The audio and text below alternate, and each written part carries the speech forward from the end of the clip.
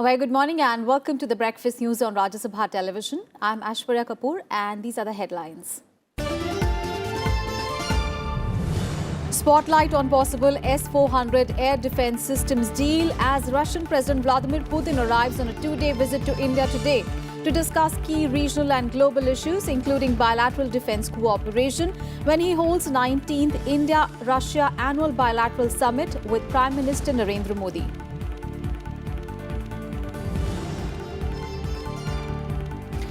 More than 23,000 patients benefit from government's ambitious Ayushman Bharat health scheme within 10 days of its launch. Claims worth over 38 crore rupees is settled under the scheme. Over 32,000 hospitals apply for empanelment.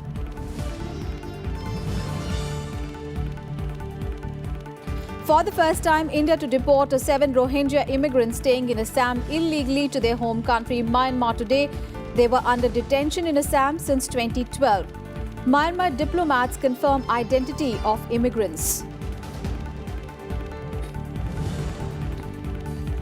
US President Donald Trump's stern message to one of its closest allies says the Saudi kingdom will collapse within 2 weeks in the absence of American protection. Remark amid rising crude oil prices.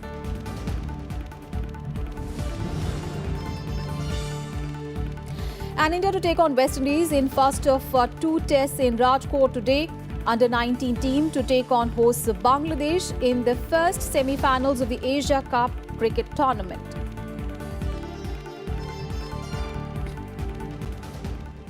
The top story this morning, Russian President Vladimir Putin will arrive on a 2-day visit to India today. During the visit, he, along with Prime Minister Narendra Modi, will hold the 19th India-Russia annual bilateral summit. The two leaders are expected to review bilateral defense cooperation in the wake of US sanctions against Russian defense majors. The two leaders are also expected to deliberate on the impact of US sanctions on the import of crude oil from Iran.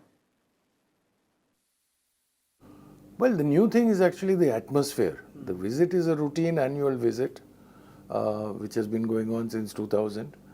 But it's the atmosphere, the new international atmosphere, that makes this visit very interesting. The United States has sort of upturned the old order. So all great powers are talking to each other, trying to see what are the adjustments that are required. So that makes it very interesting. They will discuss in greater detail the situation in the region, in West Asia, Afghanistan. These are all areas which are of vital importance to both.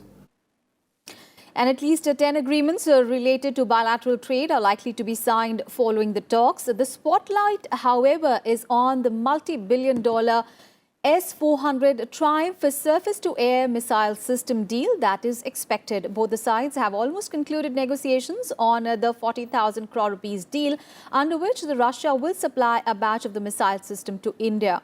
India wants to procure the long-range missile systems to tighten its air defense mechanism, particularly along the nearly 4,000-kilometer-long Sino-India border. Russia has been one of India's key suppliers of arms and ammunition. Russian President Vladimir Putin will also meet President Ramnath Kovind on Friday. He will also address an India-Russia business meet. There is actually no equivalent to the S-400. The Americans never produced anything like this because they never needed it. Their air defense systems are completely different. I'm not an expert to say which is better, which is worse. But given the necessities that we were facing, this was the optimal choice we had. I'm sure the US has systems which are better and some that are worse. But given the context in which we are, we have found the optimal solution for our security needs. And our Foreign Affairs editor Akhilesh Suman is now joining us on the phone line. Akhilesh, a very good morning. So Russian President Vladimir Putin arrives in India today, and India and Russia are likely to sign at least 10 agreements in the field of trade. However, spotlight is on the possible S-400 air defense systems deal. Tell us more. Yeah, actually, you know that India and Russia has been talking about it for a long time. And finally, it was decided that yes, we will go because such type of system is required in India, and it is very much specific to the Indian atmospheric and Indian environment and also our topology. So in that way, India decided. And it was also searched in many other countries, like Israel is one of the major manufacturers of many things, defense equipment, but it is not there also. It is not even in France or America. So it was a unique thing that India could procure, and India has decided to procure it. And you know that Indian policy is to go about our needs. We don't want to follow certain trajectory being suggested by one country or the another country. So it is like a symbolic of our autonomous, independent foreign policy as well as defense policy. Because for defense, you need your own ways that how will you defend your country, how will you defend your territories, and who are the countries and who are the organizations you have to fight against. So these are the things that were there in the mind of India, and knowing fully well that Americans will pressure to the highest level not to go for S-400, but India decided to go for it because India also wants to assert that we know our requirements and we can't be pressurized by any other country or any other individual in the world that what we should do and what we should not do. So I think that it is a very big assertion from Indian side that yes, we are going to buy this S-400 and whatever requirements will be there, we will buy because we are buying for Israelis also, we are going to buy for Americans also. We are already having decided to buy Rafale from France. So these are the mix of our requirements. And that is why India decided to go for it, you know. And other than that, you know, the missile system, we are also going to buy fighter helicopters from Russia. And it all may be in the make in India mode also. That yes, we will make in India, we will increase our employment opportunity in the country. And Russians will also share their technology and know-how. So it will be win-win situation for both the countries, given the fact that Russians are also feeling a bit depressed because of American sanctions, and India wants to take initiative so that the friendship ties to the two countries, as far as the confidence in the international bilateral relationships are intact, you know, Aishwarya. Right. Thank you so much, Akhilesh. You keep tracking all those developments. Putin's visit to India will keep coming back to you. Thank you so much. And on to the other big story. 7 Rohingya immigrants who have been staying in Assam illegally will be deported to their home country, Myanmar, today. Now, this is for the first time that Rohingya immigrants would be sent back to Myanmar from India. A Home Ministry official said that the 7 Rohingya immigrants will be handed over to Myanmar authorities at the border post in Manipur. The illegal immigrants have been staying at a detention center in Silchar in Assam since 2012 when they were detained by the police. The official said that consular access had been given to Myanmar diplomats who had confirmed the identity of the immigrants. The centre had informed Parliament that more than 14,000 Rohingya people registered with the United Nations Refugee Agency UNHCR stay in India. And the International Court of Justice has fixed 18th to 21st of February 2019 for the public hearing in the Kulbhushan Jadhav case. Remember, Jadhav was sentenced to death by a Pakistani military court on spying charges in April 2017. And India have moved the ICJ in May the same year against the verdict. The ICJ has halted Jadhav's execution on India's appeal pending the final verdict by it. Remember, both India and Pakistan have already submitted their detailed pleas and responses in the World Court.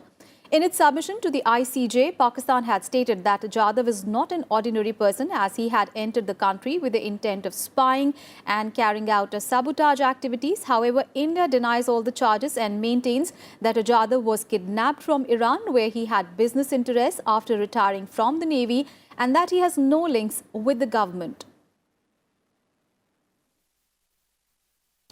The Cabinet Committee on Economic Affairs, headed by Prime Minister Narendra Modi, approved a higher minimum support price for Rabi crops on Wednesday. Now, it includes a 6% hike in support price of wheat at 1,840 rupees per quintal for 2018-19 season, increase in MSP of barley by 30 rupees per quintal to 1,440 rupees per quintal. The hike by 220 rupees per quintal for a chana wholesale price is now 4,620 rupees per quintal. Support price of mustard hiked by 200 rupees to 4,200 rupees per quintal. The decision will help farmers earn an additional income of 62,635 crore rupees and is in line with the government's announcement to provide farmers a 50% profit over the cost of production. In another decision, the cabinet also approved metro rail projects for Bhopal and Indore to be completed in 4 years at an estimated cost of 6,941 crore rupees. By increasing the MSP today, the farmers of India will have an additional income to the tune of 62,635 crores. Wheat का cost of production है 8 rupees 866 per quintal. 866 per quintal. और हमने MSP दिया है rupees 1840 per quintal, which gives a return of 112.5% over cost of production. And BJP President Amit Shah on Wednesday appointed election in charge for poll-bound states of Telangana, Rajasthan and Madhya Pradesh. Senior BJP leader and Union Health Minister JP Nadda has been made the election in charge of Telangana. Union HRD Minister Prakash Javadekar has been given the charge for Rajasthan, and Union Petroleum Minister Dharmendra Pradhan has been named in charge for Madhya Pradesh. Remember, all the three states go to polls later this year. And in a major setback to opposition unity ahead of Lok Sabha elections next year, BSP Chief Mayawati ruled out any alliance with the Congress and announced that her party will contest assembly elections in Rajasthan and Madhya Pradesh either on its own or with regional parties. Mayawati criticized the Congress, accusing it of trying to crush the BSP. She also questioned the intentions of the Congress on defeating the BJP. Now, citing the result of Gujarat elections, Mayawati said that the Congress does not seem to have learnt its lessons. She also said that the Congress party has become arrogant and thinks it can defeat the BJP alone. The BSP also dished Congress in Chhattisgarh. Last month, Mayawati had announced that her party will contest with Ajit Jogi's party for the Chhattisgarh assembly polls. कुछ ऐसे निजी स्वार्थी नेता हैं जो केंद्र में BJP की सरकार की सीबीआई व ईडी आदि की जांच एजेंसियों के डर से घबराकर वे कुछ राज्यों में होने वाले आम चुनाव में व इसके बाद देश में होने वाले लोकसभा आम चुनाव में भी किसी भी कीमत पर कांग्रेस व बीएसपी का चुनावी समझौता नहीं होने देना चाहते हैं. And reacting to Mayawati's announcement, Congress leader Randeep Surjewala said that at times sweet and bitter things are said out of emotions. He added that if Mayawati holds trust in Rahul Gandhi and Sonia Gandhi, then other creases can be ironed out, indicating that the window for a tie-up in 2019 is still open. Congress के किसी नेता के बारे में की गई प्रतिकूल टिप्पणी से हम असहमत हैं, परंतु कई बार भावार्थ, आवेश में, भावनाओं में बहुत सारी बातें कही जाती हैं, कड़वी और मीठी. अगर सुश्री मायावती जी का संपूर्ण विश्वास राहुल गांधी जी में है, अगर सुश्री मायावती जी का संपूर्ण विश्वास हमारी मार्गदर्शक श्रीमती सोनिया गांधी में है, तो बाकी की क्रीजेस हम आयरन आउट कर लेंगे. News from Jammu and Kashmir. BJP will control the Municipal Corporation in militancy infested Shopian district of South Kashmir after 13 of its candidates won the civic body polls unopposed. Meanwhile, most people maintained a distance from the electoral exercise following threats by terror groups. The Shopian district, which has been the battleground of numerous encounters between militants and the security forces, has a 17-member municipal corporation. The BJP fielded candidates for 13 wards, while no nomination was filed for the remaining seats. The state BJP claimed that it was a historic win. The state's major political parties, both the National Conference and the PDP, decided to boycott the elections over the legal challenge to Article 35A of the Constitution in the Supreme Court. Overall, of the 598 wards in the Kashmir Valley, 151 candidates were declared as unopposed winners. We'll take a very short break here. We'll be right back with more news.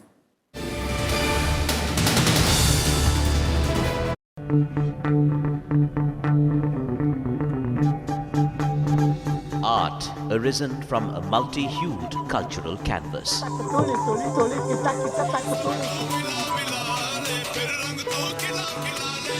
Tradition and cultural fervour dating back centuries.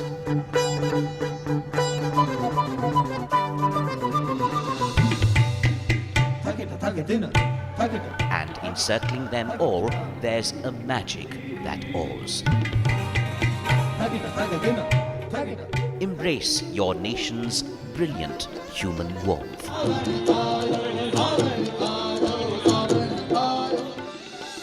Watch Colours of India, Sundays at 9:30 p.m. on Rajya Sabha television.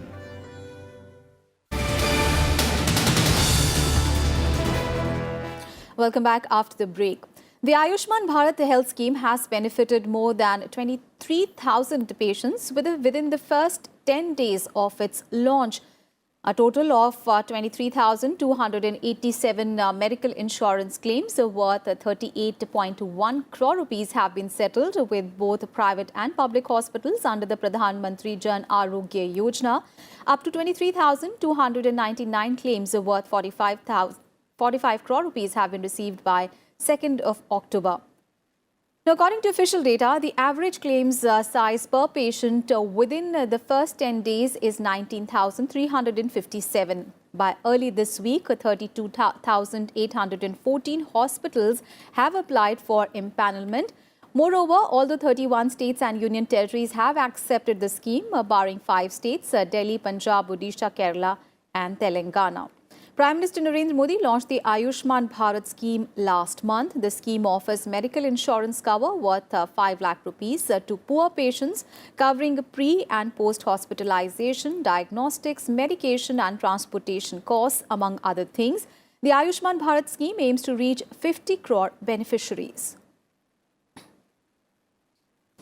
And the centre has said that it stands committed to ensure the safety of vaccines. Now, this is in reaction to reports in a section of media mentioning that a bivalent oral polio vaccine supplied by a particular manufacturer had some quality issues. The Ministry of Health said that India was certified polio-free in March 2014 and it continues to be so. The Health Ministry further said that India continues to remain vigilant against all 3 types of polio viruses. The last polio case due to wild polio virus in the country was detected on 13th of January 2011. The ministry further said that India has continued WHO engagement to support it to maintain international quality surveillance for polio virus detection in the country. As part of efforts to maintain high immunity against all polio viruses, India provides inactivated poliovirus vaccine and BOPV to all infants across the country under routine immunization. And Vice President M. Venkaiah Naidu has said that India is quickly becoming a global leader and lifting millions out of poverty, and added that the country requires a skilled youth to accelerate the growth process. Addressing the Founders' Day celebrations of CHIREC International School in Hyderabad on Wednesday, he stressed on the need to teach students the great culture, heritage of India. He asked the educational institutions in the country to take an active lead and revamp the system to make it more relevant and contemporary and ensure that our institutions churn out ideal citizens. The Vice President said that education must foster creativity, critical thinking, open learning and impart analytical skills. He also stressed on the need to have more participation in sports and extracurricular activities. India is quickly becoming a global leader and lifting millions out of poverty. This is achieved by one tool, education. Educational institutions in the country should take an active lead in resetting the educational landscape to make it more relevant and contemporary. We have a demographic dividend. We must take advantage of the same. So that's why the first and foremost thing is to give proper education to our children. and make them as good citizens. Education is not for employment alone, my dear children. Education is for enhancement of knowledge, enlightenment, empowerment, and then employment. And the National Green Tribunal has directed the public sector oil companies to install vapor recovery devices at all fuel stations by 31st of October. The direction is in a bid to tackle the menace of toxic emissions at petrol pumps. Vapor recovery device is an instrument to capture displaced vapors that emerge from inside a vehicle's fuel tank when petrol or diesel is dispensed into it. The NGT said that installation of machines was necessary in the wake of adverse effects of chemicals on human health and environment. It also directed the Central Pollution Control Board to file a compliance report after taking compliance reports from all the oil companies by 15th of January next year. The tribunal was hearing a plea contending that petroleum products at fuel stations contribute significantly to air pollution. Air Chief Marshal BS Dhanoa has termed the Rafale deal a good package, saying that the aircraft will be a game changer for the country. He said that the decision to buy a Rafale fighter jet was a bold move by the government. He also said that the S-400 air defense missile systems and the 36 Rafale jets will provide the Indian Air Force with a much-needed booster. India is likely to sign the deal for the S-400 air defense system during Russian President Vladimir Putin's visit to India beginning today. He also said that it was the prerogative of the Rafale maker Dassault Aviation to choose the offset partner, and the government or the Air Force had no role in it. We had choices. One was continue indefinitely to resolve the difference between Dassault Aviation and HAL, cancel RFP and restart the process. Since the impasse was on TOT, so large numbers with TOT could only be procured after resolving this issue.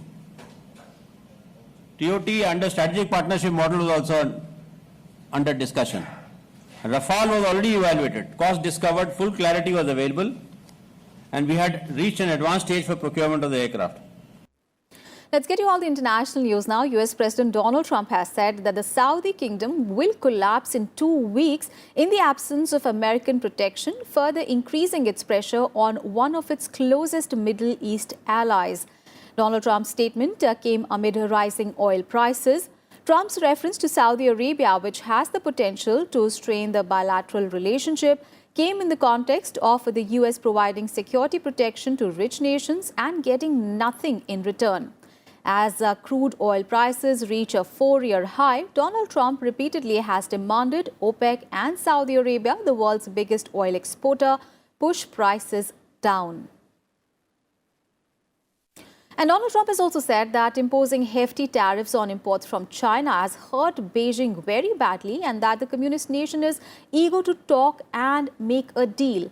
Donald Trump on Monday threatened to impose new tariffs on additional $267 billion worth of imports from China. He further asserted that there will be no deal with Beijing unless it changes its unfair trade practices. He made the remarks during a rally in Mississippi. Now, saying that China was draining United States, Donald Trump told his supporters that he was not in a hurry to have a trade deal with China. An International Monetary Fund, or the IMF, has warned countries against rolling back reforms. It said the move could make the global financial system less safe and jeopardize stability. The body said that reform efforts must continue to be coordinated internationally. The financial body said this during the release of its report, Regulatory Reform 10 Years After the Global Financial Crisis, Looking Back, Looking Forward. It added that it supports a proportionate approach to regulation and supervision. It said a rollback of reforms could spawn opportunities for regulatory arbitrage and lead to a race to the bottom in regulation and supervision. It said that 10 years after the onset of the global financial crisis, progress is clear, but the reform agenda must be completed. The IMF also noted that increased cybersecurity risks pose challenges for the financial institutions, financial infrastructure and supervisors. Amidst escalating global trade tensions, the IMF had urged countries to work together to build a global trade system that is stronger, fairer and fit for the future. Let's get you all the sporting action now. India looks to maintain its #1 position in Test cricket ranking as it takes on West Indies in the first match of the 2-match Test series starting from today in Rajkot. Prithvi Shaw will make his Test debut today. Shaw is set to open alongside KL Rahul. Now, 3 spinners are Ashwin, Ravindra Jadeja and Kuldeep Jadhav have been picked, and the pace pairing will be of Mohammad Shami and Umesh Yadav. India will be testing a number of new combinations in both the bowling and batting department.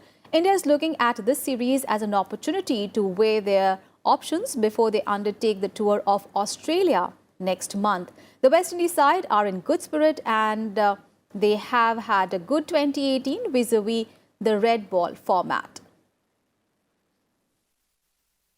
Both Bangladesh and India will aim to seal the Under-19 Asia Cup final spot when they go against each other in the first semi-final at the Sher-e-Bangla National Stadium in Dhaka today. India dominated Group A and qualified by winning all the 3 fixtures, while Bangladesh won 2 out of 3 matches and they are ranked second in Group B.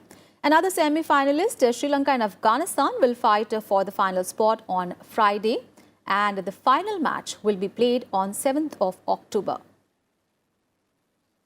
That's all in this edition of Breakfast News. Thanks for watching.